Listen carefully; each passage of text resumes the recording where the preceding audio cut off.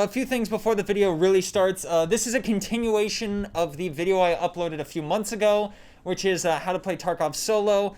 But some of these tips are definitely geared towards solo players, but they can generally all be used by groups of players as well. Also, I am trying out a new camera. I bought a new camera, so let me know what you think. There's still quite a few things on it that I need to figure out, but hopefully there should be a noticeable improvement in the quality of the funny man with the helmet. So, tip number 1, trust that gut feeling. If you are ever about to do something, like running across an open field or camping in a certain spot, and you think to yourself, I'm probably gonna die doing this, or this probably isn't a good idea, then don't frickin' do that. I know that there are a lot of jokes about Tarkov players being paranoid schizophrenics, and to be honest, most of us probably are, but that gut feeling has saved me more times than I can count. That's not just an idea that you're pulling out of the ether.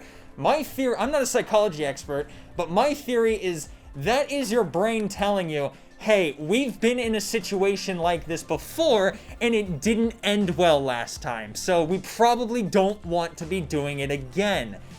Trust that gut feeling. Trust that instinct. I don't know how many times I've thought to myself, wow, I'm probably a really easy snipe right now. And then suddenly my brains are decorating the snow. That gut feeling can save you. And even if you don't trust it all the time, at the bare minimum, take it into account before you go and do something. Tip number 2, and this is probably one of the most important things you can do in Tarkov, is know the spawns and what dangers you're gonna face from them. The biggest example I can think of is the east side of Shoreline. I have already talked at length about how terrible this spawn area is, so I'm not going to talk too much about it in this video.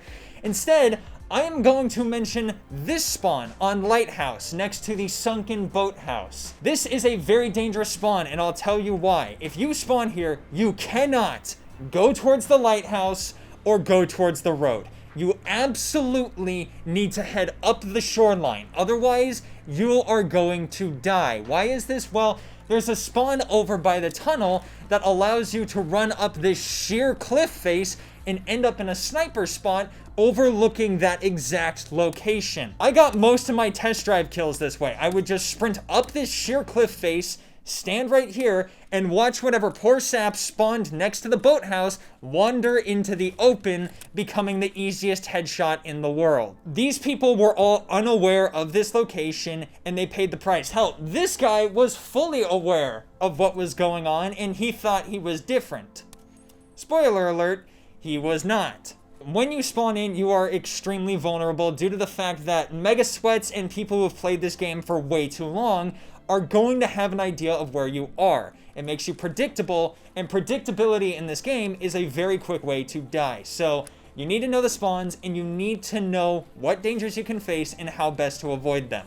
Number 3, this one's kind of obvious, but it's surprising how often it slips people's minds. People see you through movement and silhouettes. Movement, you can't really do a whole lot about. Maybe just try to move through cover, but understand that when you are moving is when you are most visible. That's plain and obvious. Silhouettes, however, are the one that people seem to ignore the most, and I would argue that it is more important to conceal your silhouette than it is to conceal your body. If you're up on a big rock with the sky to your back, you stand out like a sore thumb. You are a black outline on this white background. That is not good. Cover is obviously very important. It's great. It protects you. That being said, what's better than being protected from bullets is not getting shot at all. If you are able to conceal your silhouette, it makes it much harder for people to find you, especially if you're in a shadowy area. It is borderline impossible unless somebody is staring straight at you. In this clip, this person was very easy to see. I was able to immediately detect them as soon as they were in the corner of my scope because they are this black silhouette that looks like a person with a pretty bright sky in the background. If he had just been a little bit more concealed, or if he had, I don't know, put a tree behind him or something like that, I probably wouldn't have been able to immediately detect him. And he probably would have had a much easier shot on me because of that. I guess that's just a very convoluted way of saying be aware what is behind you, be aware of what kind of silhouette you're giving off, and try to mitigate it whenever possible. It'll make you a lot harder to see. Tip number 4. Know when to shut the hell up and let them pass. If you are in a no-win situation and you really want to get something done, sometimes it's good to just be quiet and sit there and do nothing. Don't rotate, don't walk, don't even try to sneak. Just be absolutely still. In this clip, I'm trying to do Punisher on Lighthouse. I only need 3 more scav kills. I really don't want to come back to Lighthouse. I freaking hate this map. And all of a sudden, I hear a 3-man walk past. I have a Benelli M3 and FTX slugs. I am not gonna be able to pen their armor. The only way I'm winning a fight against a 3-man is if I get 3 perfect headshots. I'm also on the low ground, so I am disadvantaged at every point in this fight. So unless I transform into Shotgun Jesus, I don't stand a chance. So in order to stay alive and complete my quest, I just hold still. It is very tempting to try to back off. It is very tempting to try to rotate to put myself in a situation where I stand a better chance, but those can make noise. And sometimes it's better to just not make any noise. Because I choose to be completely silent, they pass right by, none the wiser that I was right next to them. Best of all, narrowly avoiding a fight like this can be just as exhilarating as winning a long fight. It feels like you're back in 2007 doing all gillied up for the first time. This type of mindset also works if you get cornered by a sniper and have good cover. In this clip, I am trapped in the boathouse. There's a guy outside with a suppressed rifle. I think it was an RFB or something like that. And he is sitting in the woods. I have no clue where he is. It is sunset. The woods are pitch black, and he is probably hiding his silhouette pretty well since there's trees all around and there's bushes all around. Even if I didn't have a shotgun, this is still a very no-win situation. I can't run in any direction because the only thing surrounding the boathouse is beach, and that is it. So instead of trying to flee or anything like that, I just sit and I wait. 9 times out of 10, they'll either get bored or they'll become preoccupied, giving you a chance to slip away. If they choose to rush you, that's quite good. Now you have a much better fighting chance. In both of these situations, don't let your ego take over. Don't think to yourself, oh, I might be able to. No, you can't. No, you can't. Don't be stupid. Tip number 5, reposition often. When you are fighting someone, do not stay in the same place. Do not repeat the same angle. The most dangerous thing you can do in Escape from Tarkov is be predictable. If a mildly competent player knows where you are at a severe disadvantage. This applies to CQB quite a bit, but it also really applies to sniping. If you fire a shot, and there is even a chance that a player heard it, or has an idea of where you are, you need to move. And not just a little bit, move a lot. Like in this clip, I shoot this guy in the back of the neck. I assume that I was a little low and ended up hitting him in the upper back. I wasn't able to kill him and he escapes. So what do? Well, there's absolutely no clue he knows exactly where I am. He was looking away from me, he never looked at me once. But he definitely heard my gunshot, so he has a rough idea of where I'm at. I'm not sticking around, I am moving. Don't be predictable. You want the other player constantly guessing where the hell you are and where you are going to be. Going back to this clip, we weren't able to kill each other off the first few shots. We both reposition. The problem is I think he saw me moving, but he also didn't reposition as much as he should have. Because of this, I was able to just look a very little bit to the left and immediately spot him again, which is why he died. If I was him, I would have moved all the way down into the trees. That way I moved a substantial amount, as well as am now protecting my silhouette. He probably would have beaten me if he had done that.